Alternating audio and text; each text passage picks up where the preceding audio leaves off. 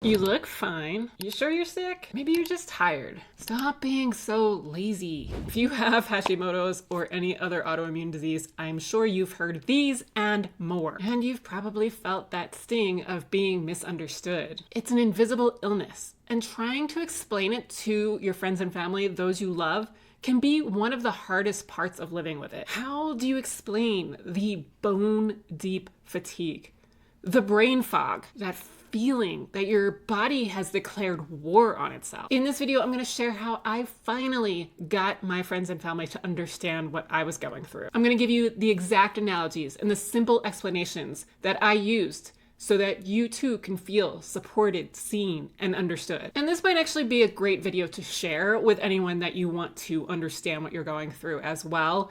Because sometimes coming from you, maybe they kind of just ignore it. But coming from me, maybe they'd understand it better. I don't know, but it's worth a try. So what is Hashimoto's? The fancy definition is an autoimmune disorder that affects the thyroid gland. But that makes most people's eyes glaze over. They don't care. So in trying to explain Hashimoto's to someone, I find it's easier to use analogies. So for example, think of your immune system like a bodyguard. But this bodyguard has gotten confused and thinks that your thyroid is somebody who's trying to hurt you. So your bodyguard attacks. Boom. So day in and day out, your immune system is attacking your thyroid. This constant battle between the bodyguard and the thyroid causes inflammation and damage, which then means your thyroid can't do its job properly. And what's the thyroid's job? Well, it's the engine of your body. It controls your metabolism, your energy levels, your body temperature, and even your mood. So when this engine's under attack, no wonder you feel like you are running on empty. So you got the bodyguard who's attacking your main engine that runs so much in your body. Not a good thing. And this is the part where you get to bust some myths. With Hashimoto's, that tired exhaustion feeling, tired doesn't even begin to cover what you're feeling, right? Like you can't convey, I'm so tired. People don't understand what that means. Two really great ways to explain this to family and friends are the phone battery analogy and the spoon theory. I'm going to explain both because one of them might resonate with you better. So first, let's talk about the phone battery analogy. Most people understand this because most people have a phone and most people do worry about their battery throughout the day.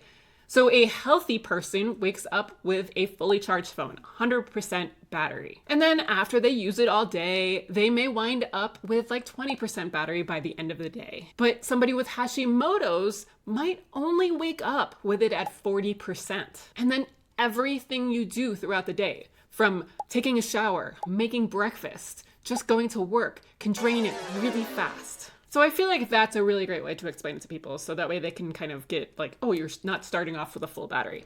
But then we go onto the spoon theory, and it's kind of similar, but instead of using a phone battery, we're using a number of spoons. This is very common in the chronic illness and autoimmune world to use the spoon theory, and people will talk about being a spoonie, or I only have a certain number of spoons left, so this might help explain this if you've never heard of this. So say a healthy person wakes up with 10 spoons. Then as they go along in their day, maybe they do a workout, and that takes 1 to 2 spoons. And then going to work may take up another 3 spoons. Playing with their kids might take another 1 spoon, and then cooking dinner at night might take another 1 spoon. By the end of the day, they wind up with like 3 spoons left. Still energy left over. But with Hashimoto's fatigue, somebody might wake up with only 4 spoons, even after an entire night of sleep. And here's the thing with Hashimoto's.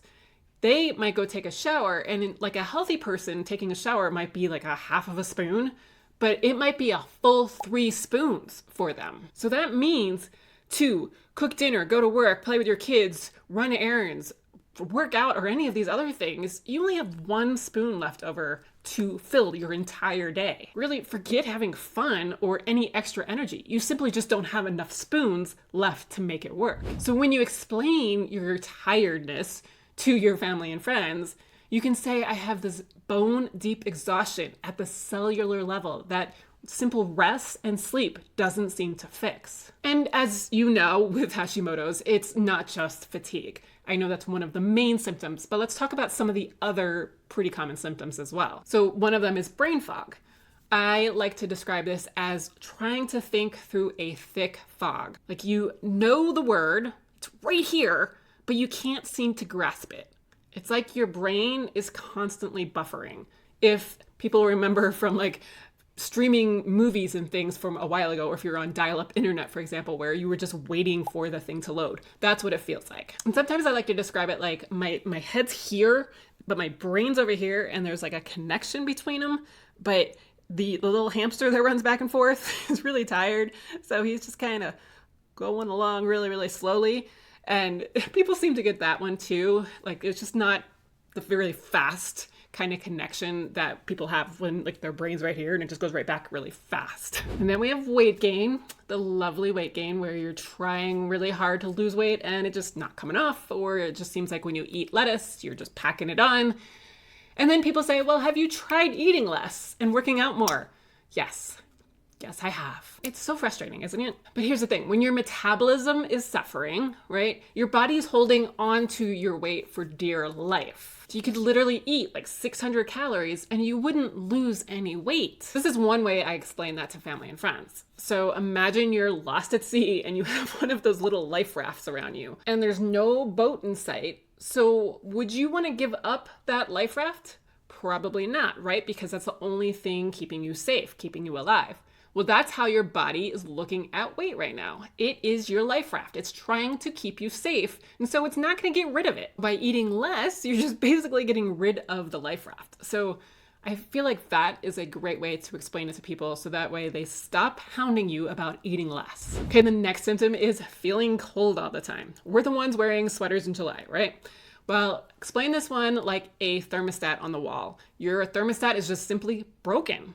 Like it just doesn't work. But here's something else that I have found to be very helpful when trying to explain symptoms to other people, and that is to be specific. Instead of simply saying, I'm tired, say something like, I'm tired because I just unloaded the dishwasher. This can help give a little bit more substance to what you're saying so that the other person can better understand you. I'm tired just sounds very vague and almost complainy. But saying I'm tired because I just unloaded the dishwasher can help bring that correlation between an action that you did and the fact that you're feeling tired. And it can help them to understand that some of the common activities that they take for granted that don't make them tired can actually really drain you.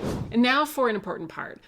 After you've explained this to your family and friends, hopefully they may ask, well, how can I help? How can I support you? So here's what I told my loved ones. Please be patient and understanding. I'm going to have good days and I'm going to have bad days. On a bad day, I may have to cancel plans. And I'm not doing that to hurt you in any way. It's not personal. It's just because I know my limits. And if I don't listen to that, I may crash for days or even weeks.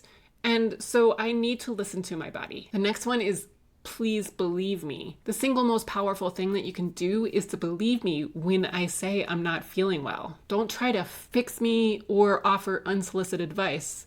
Just listen. Another one is to please help me manage my energy. Instead of a long hike or a wild night out, suggest a movie night on a couch or offer to help with errands or chores on a tough day. And then another one is please learn with me. If you're interested, I'd love to share a video or an article that helped me. It means the world to me that you want to understand. Having these kinds of conversations aren't always easy, but they can be game changers. When my family and friends finally got it, a huge weight was lifted off my shoulders. I felt less alone. And they're not always going to get it. I'm not going to say there's gonna all be unicorn and rainbows because I do still have family members that don't get it. So that is what it is. But I'll never stop trying. Just remember though to be patient with them because it's a whole new language for them too. Just because you're going through it, that doesn't mean that they're going to understand it right away either. It has to be communication. They have to understand what you're going through and you have to explain